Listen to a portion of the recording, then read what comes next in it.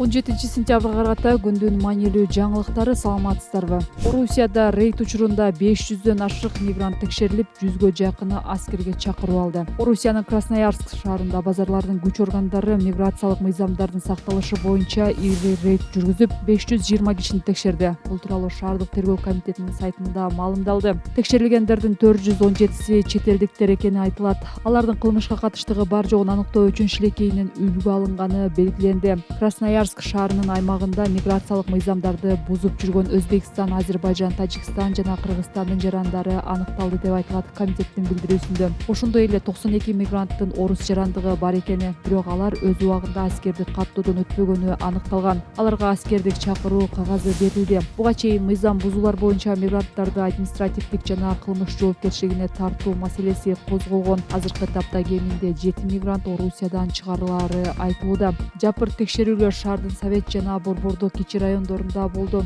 Тергөөнүн маалыматында кылмыштуу топ Красноярск өлкесинин Березовский районуна өзбек жарандарын мыйзамсыз алып келип ишке орноштурганы айтылат. 8 августта Орусияда полиция кызматкерлерине мигранттарды соттун чечими жок эле депортация кылууга укук берген мыйзамга кол коюлган. Мындан тышкары орус жарандыгын алып, бирок аскердик каттоого турбагандарды жарандыктан ажыратууга жол ачкан мыйзам да күчүнө кирген.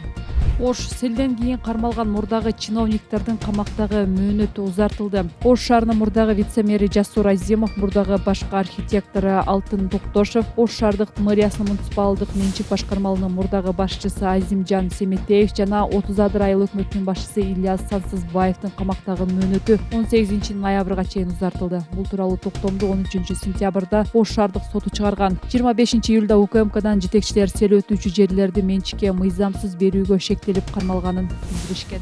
Министрлик блогерге 9 жашар кыздын ызыкка кабылганы тууралуу материалды өчүрүүнү талап кылды. Маданият министрлиги блогер Алия Эргешовдун Ага таандык эл билсин YouTube каналындагы видео материалды тез арада өчүрүүнү талап кылды. Анда Сокулуктун Жал айылында кошунасы ыдык көрсөткөн 9 жашар кыз тууралуу сөз болгон. Министрлик каналда туура эмес маалымат камтылып, журналистикага байланыштуу мыйзамдар одуно бузулганын билдирди. Видео материалдын башында ыдык көрдү делген кыздын апасынын сөзүнүн үзүндү коюлуп, анын артынан 4 адамдын пикири тизмектелген. Алар бир ооздон шектүүнүн жакшы адам экенин айтышкан. Бирок материалдын өзүндө ал адамдардын толук пикири колдонулган эмес. Муну менен автордун жабырлануучу тараптын дооматын жокко чыгарууга аракети байкалат. Кыска айтылган мактоо сөздөрү көрүүчүнү манипуляциянын курмандыгы кылышы ыктымал дешти министрликтен. Маданият министрлиги блогер материалында көрүүчүлөргө өз пикирин бир нече жолу таңуулаганын баса белгиледи. Ал ыдык көргөн кыз ыйламак, качмак, ызы чуу салмак деп бүтүм чыгарып, бул багытта адистердин эксперттин пикирин же расмий мекемелердин маалыматын уккан эмес дешти министрликтен. Ошондой эле блогердин материалында видео байкоого жазылган кадрлар колдонулганы айтылат. Анда жаш балдардын бети жабылбаганы, муну менен блогер массалык маалымат каражаттары жөнүндө мыйзамды бузганын белгиледи.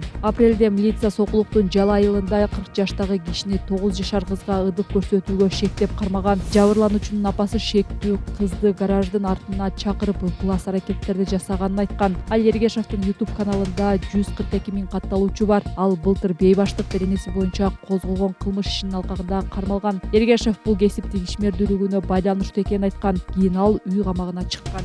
PISA сынагына 3000ден ашуун окуучу даярдалып жатат. Билим берүү жана илим министрлиги Кыргызстанда PISA сынагына даярдануу башталганын билдирди. Маалыматка караганда, сынакка тандалып алынган мектептерден 3100 окуучу катышат. 2025 жылы Кыргызстандын 15 жаштагы окуучулары билим берүүнүн сапатын баалоо боюнча эл аралык сынактык негизги этабына катышат. PISA изилдөөсүнө катышуу окуучулардын билим деңгээлин жана көндүмдөрүн башка өлкөлөрдүн көрсөткүчтөрү менен салыштырууга мүмкүндүк берет. Өткөн айда аталган министрлик PISA эл аралык изилдөө сынагына даярдык көрүү үчүн 80 мугалим Сингапурдун Celebrity платформасын колдонууну үйрөнө турганын билдирген. Тренингден өткөндөн кийин алар STEAM предметтери боюнча мугалимдерди окутуп баштай турганы айтылган.